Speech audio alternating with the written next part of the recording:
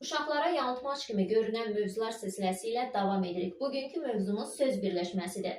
Söz birləşmələri nəyə deyilir? 2 və daha artıq müstəqil leksik mənalı sözlərin məna və qrammatik cəhətdən birləşməsinə söz birləşməsi deyilir. Deməli, verilmiş sözlərin birləşərək söz birləşməsi yaratması üçün 3 tələbi yerinə yetirməsi şərtdir.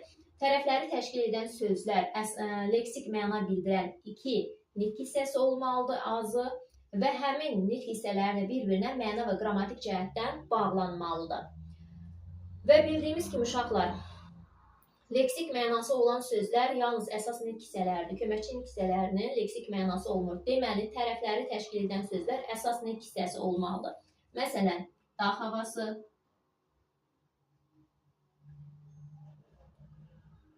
qızıl üzük,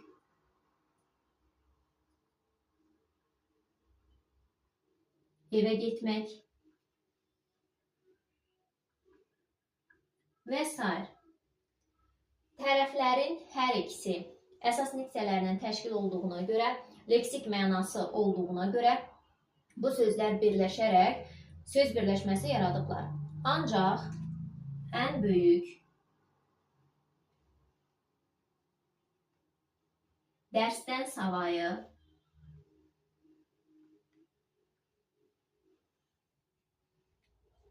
evə tərəf və s. bu tipli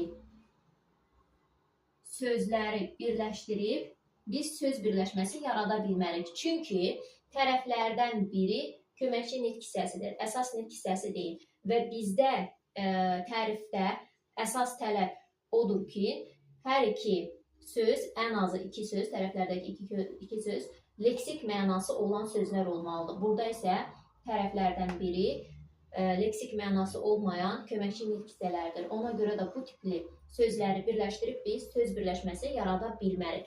Keçək tərifimizin ikinci hissəsinə. İkinci hissəsində deyilir ki, sözlər bir-birinə məna və qrammatik cəhətdən birləşməlidir. Məna cəhətdən birləşmə nə deməkdir? Yəni, tərəfləri təşkil edən sözlər bir-birinə məzmunca bağlanmalıdır, bir-birini məzmunca tamamlamalıdır. Məsələn, 2 söz birləşməsi deyirəm. Bunlardan biri söz birləşməsi olacaq, digəri isə söz birləşməsi sayılmayacaq. Məsələn, maraqlı əsər, bir də deyirəm çirkin əsər.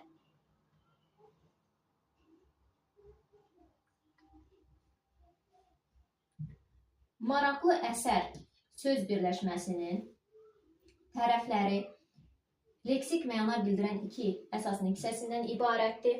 Sözlər arasında məna uyumu var, maraqlı əsər işlədə bilirik və qrammatik cəhətdən sözlər arasında əlaqə olduğuna görə bu söz birləşməsidir. Çirkin əsər.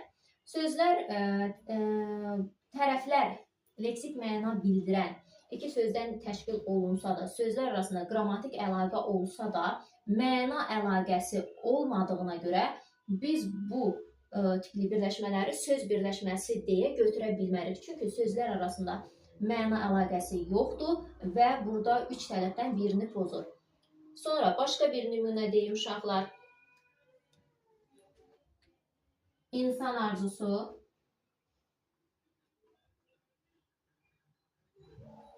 bir də var deyirəm, insan dəmiri.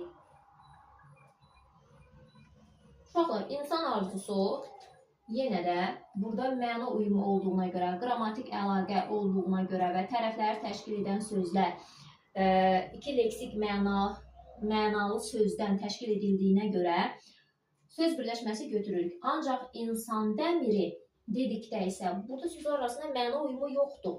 Məna əlaqəsi pozulur. Buna görə biz bu tipli sözləri yenə birləşdirib söz birləşməsi deyə götürə bilmərik.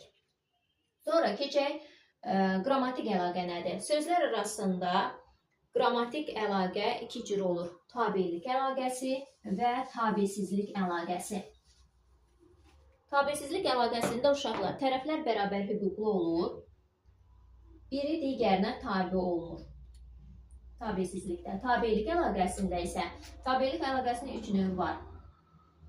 1. Uzlaşma.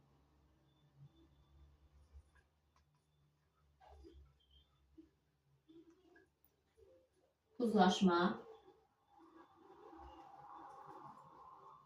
2 idarə, 3 yanaşma.